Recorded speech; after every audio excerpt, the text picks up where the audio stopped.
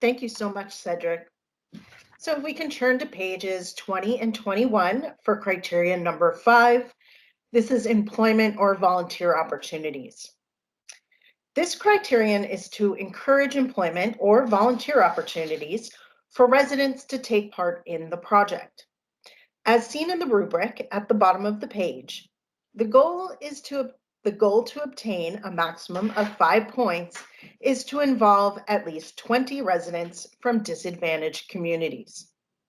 Employment or volunteer opportunities count in any phase from June 5th, 2018 until project completion. This is not after the project is complete, so please note that. This criterion, as you noticed, has two parts, A and B. Part A, seen here on page 20, above the scoring rubric, has a 3-column chart to complete. The first column describes the strategy and address for targeted recruitment. This can be a school or a job training center, for some examples.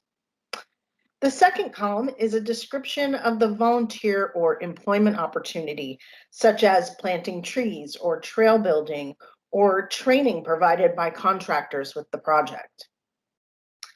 The third column is the number of residents who will participate in the volunteer or employment opportunities.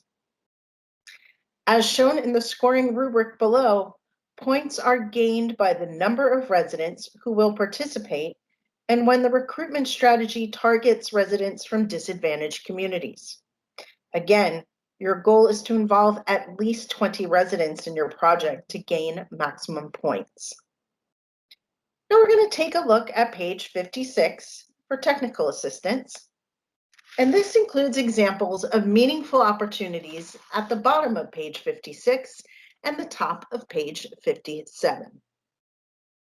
Applicants can use one or a combination of opportunities, such as 5 people taught to lead community-based planning, or 5 people installing a community garden, and 10 students creating public art tiles for a seat wall.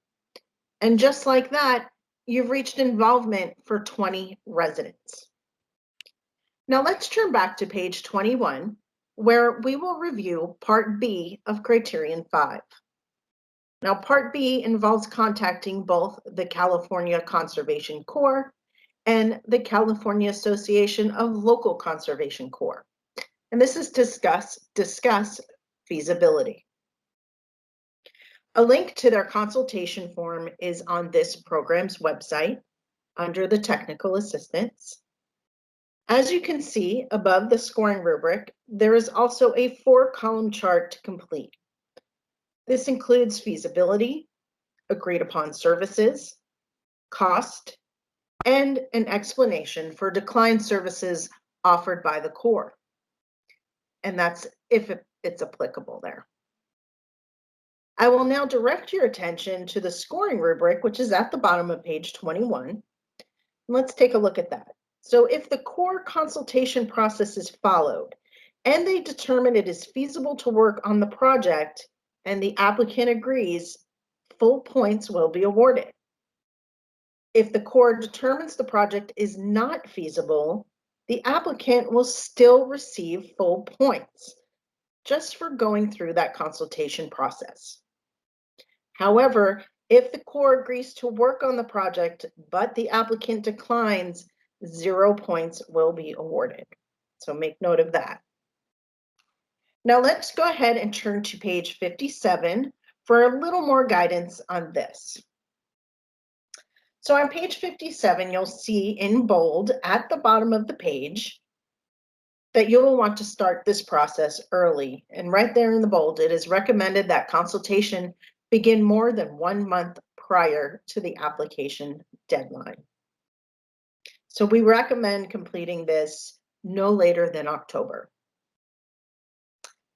The best way to get a cost estimate for their services is to have the Corps identify the estimated crew numbers and hours needed to complete the agreed upon scope of work and multiplied by their hourly rate.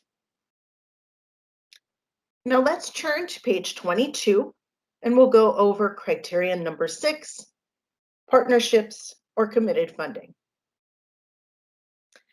Now, the Regional Park Program encourages partnerships. Partnership contributions during the planning, design, acquisition, and/or construction phase should occur between June 5th, 2018 and project completion. Applicants are encouraged to include at least one health organization, and please note that this criterion does not include partnerships once the project site is open to the public. So make note of that. Now, this criterion, as you can see, has a 2-column chart to complete, and that's in the middle of the page. Now, the first column, A, is the partner's name and their general purpose. Remember to note here in this column if the partner is a health organization. And the second column, B, describes the partner's role in the project. And as you can see in that, it says they assisted with community-based planning or contributed volunteer hours or materials, etc. If you review the rubric a little further down the page, you'll see to gain the maximum 5 points, you need 3 or more partners, including a health organization. Now let's go ahead and let's turn to page 58, and we will review the technical assistance for this criterion. And this includes information about what constitutes a health organization, and there are some examples of partnerships here. So as highlighted right there, thank you, Sam, a health organization is broadly defined, and this is under the first underline, to mean a government, foundation, or community-based organization, or a private entity with a primary mission of promoting community health and well-being. If you haven't identified a health partner yet, consider reaching out to your local health departments or clinics, nonprofits, and health partners, or health advocates, excuse me. Remember here that there is no match and there is no point advantage for greater amounts of committed funding. Now, you may have noticed while we went over criteria 4, 5, and 6, that they can be intertwined. I'm going to give you a good example here. So for instance, a high school class or club in a disadvantaged area in your county can be part of the community-based planning meetings and assist with designing, say, a demonstration garden, which will cover criterion 4, design input. Then they can volunteer to install plants covering criterion 5, which is volunteer or employment opportunities. And then the high school that they're from, that community, the class, or that club, that high school can be considered a partner, which is criterion 6, that partnerships or committed funding. So as you can see in this example, you can obtain points in all 3 criteria. So please use that chat feature if you have questions. I'm going to actually ask Victor if there's anything he'd like to address that he saw in the chat while I was speaking before I pass it over to Megan. Victor? Okay, yes, thank you very much, Nikki. So we have a few questions here. The first question is, what is the definition of resident? And I just want to point out that throughout this guide, when you see words and terms in cap letters, for example, the word health organization is in cap letters.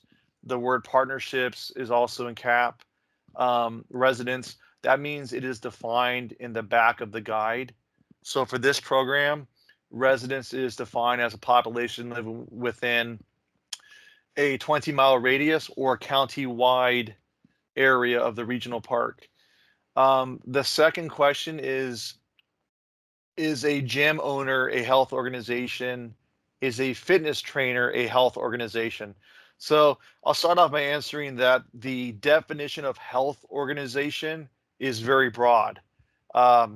And that's also in the back of the guide. So yes, well, let me start off by saying a single person is not considered an organization.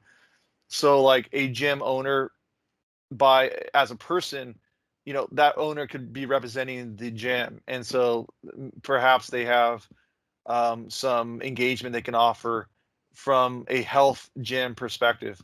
A fitness trainer also is like one person. So you're really looking at entities, organizations, agencies. A real common example could be the county health department, the local county health department. There could be a local regional health organization. There could be like an active, like a trail group, an active type of trail group. I mean, there's all types of different health organizations that may be available in the region, but you are looking at entities like organizations and agencies. Um, and so that's, yeah, I think those are the two questions. So thank you very much. Thanks, Nikki.